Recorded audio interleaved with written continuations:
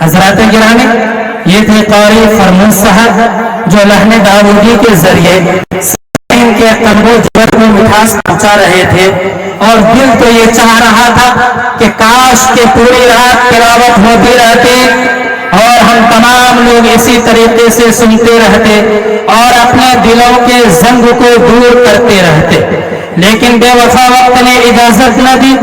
حضرات گرامی، جب قاری صاحب تلاوت کر رہے تھے تو میں اپنی جگہ پر بیٹھ کر اپنے حافظے کے اندر جتنے اشعار ہیں انہیں میں کھنگالنے کی کوشش کر رہا تھا، انہیں میں ٹٹولنے کی کوشش کر رہا تھا، تو مجھے ایک شعر یاد آتا ہے کہ جب پھولوں نے خوشبو کی تجارت کی ہے، بول دیجئے سبحان اللہ۔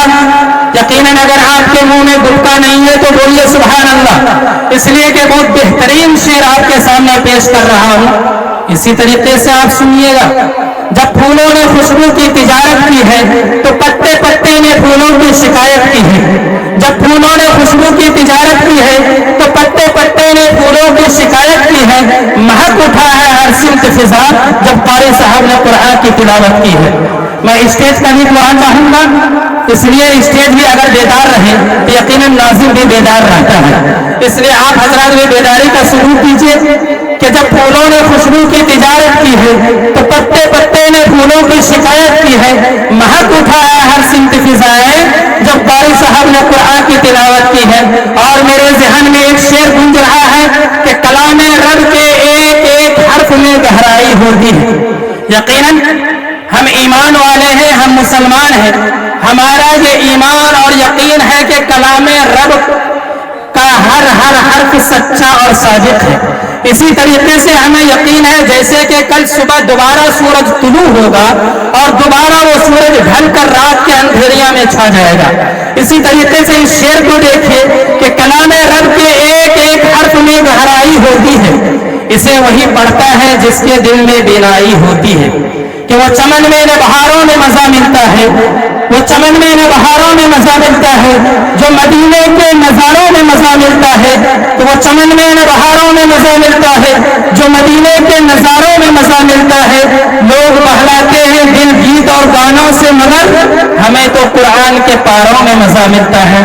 حضرات گرامی، اتنا بہترین شعر میں نے آپ کے سامنے پیش کیا، لیکن پتہ نہیں آپ نے قسم کھا کے آئے ہیں یا کس طریقے سے آئے ہیں کہ آپ اپنی زبان کھول ہی نہیں رہے۔ جو انسان گھر سے اپنی ماں کی دعا لے کر آئے ہیں وہ ایک مرتبہ ہاتھ اٹھا کر بولیے سبحان اللہ، اور جو حضرات اپنی بیوی کی دعا لے کر آئے ہیں تو میں سمجھ جاؤں گا، اس لیے اپنے دونوں ہاتھوں کو بیدار کیجیے اور کہیے سبحان اللہ۔ اب ذکر نبی ہوگا خاموش ہے دیوانے، اب ذکر نبی ہوگا خاموش ہے دیوانے، برسے کی رحمت یہاں کس کس پہ خدا جانے۔ حضرات کرام، تلاوت کلام اللہ سے محفل کا آغاز ہو چکا ہے، محفل کو کامیابی کی ضمانت مل چکی ہے۔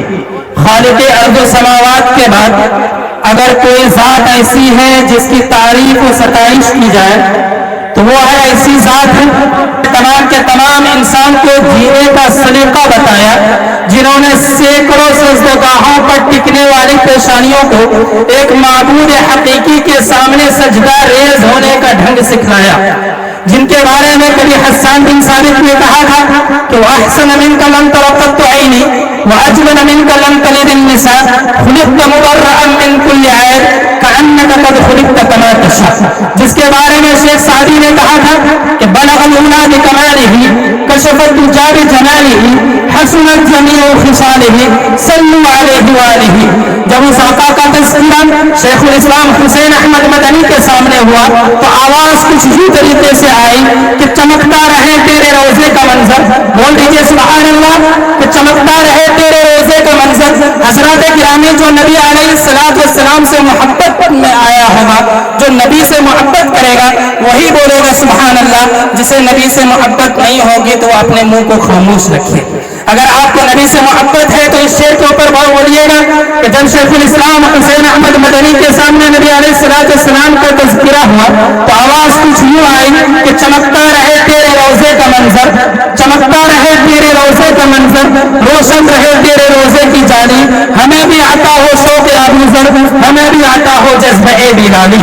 جب اسی نبی علیہ السلام کا تذکرہ جو بھی مائک آپریٹر ہے آپ ادھر ادھر دھیان مت دیں. دیکھیے مائک آپ کا سیٹی کیوں بجا رہا ہے, اس چیز کے اوپر دھیان دیجیے. آواز آپ صحیح کیجیے مائک کی, بار بار یہ ڈسٹرب نہ کرے کہ آواز. جب اس آقا کا تذکرہ شیخ الہند محمود حسن دیوبندی کے سامنے ہوا تو آواز کچھ یوں آئی کہ اے جنت تجھ میں حور و قصور رہتے ہیں, اے جنت تجھ میں حور و قصور رہتے ہیں. میں نے مانا کہ ضرور رہتے ہیں. اے جنت تجھ میں حور و قصور رہتے ہیں. میں نے مانا کہ ضرور رہتے ہیں.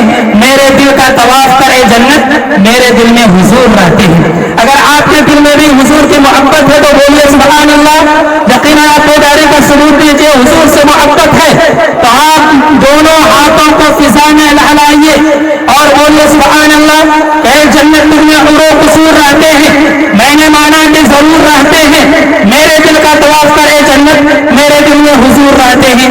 جب اسی کا تذکرہ مولانا اسد اللہ صاحب کچھ یوں آئے کہ میں کیا جانوں کہ کیا تم ہو, میں کیا جانوں کہ کیا تم ہو, خدا جانے کہ کیا تم ہو. بس اتنا جانتا ہوں محترم کہ بعد از خدا تم ہو. فصاحت کو تحجر ہے, بلاغت کو پریشانی. فصاحت کو تحجر ہے, بلاغت کو پریشانی. نبوت ناز کرتی ہے کہ خاتم الانبیاء تم ہو. آئیے حضرات گرامی, میری مراد آقا نامدار, مدینے کے تاجدار, ہم غریبوں کے غم گسار, سید ابرار و اخیار, شہنشاہ ذی وقار, انیس الغریبین, رحمت للعالمین, مراد المستقین, جان عالمین, طہ و یاسین, عمیق بے کساں, چارہ ساز درد مندہ, فخر مسلمہ, نازش ہر دو جہاں, سرکار ای وہاں, سیاح لامکہ, عبد المطلب کے آنکھوں کے تارے, عبداللہ کا لخت جگر, آمنہ کا نور نظر, جناب محمد رسول اللہ صلی اللہ علیہ وسلم ہے.